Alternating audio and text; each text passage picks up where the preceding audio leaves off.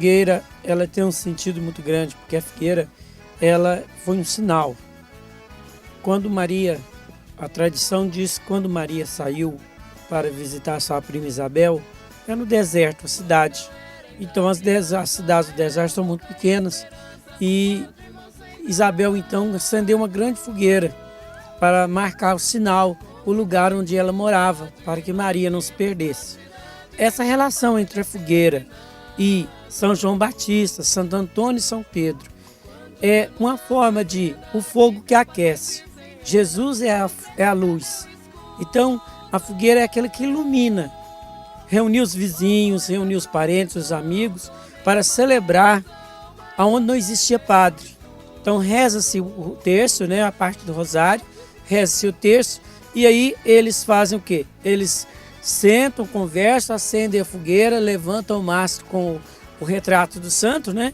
E ali eles então têm essa tradição de batizar na fogueira. Ou seja, pedir a proteção dos três santos para que os filhos sejam amparados.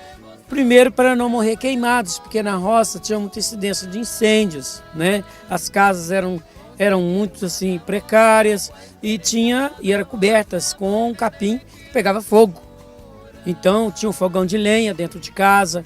Então o pessoal vivia assim sem luz. Então tinha que acender luz, lamparina, lampião.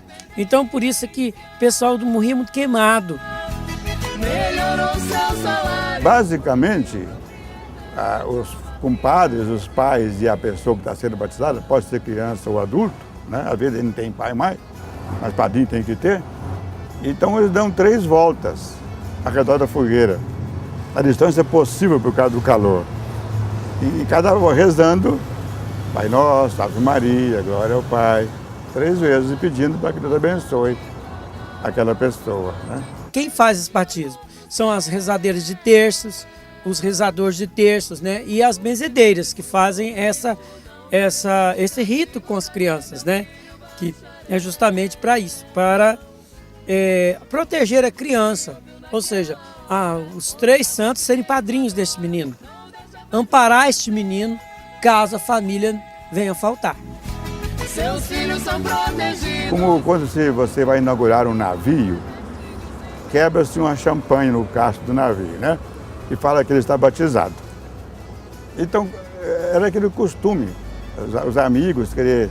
A criança já era batizada no batismo da igreja, batismo com sacramento, mas queria ter mais compadres, queria ter mais amizade por aquela criança, aquela família.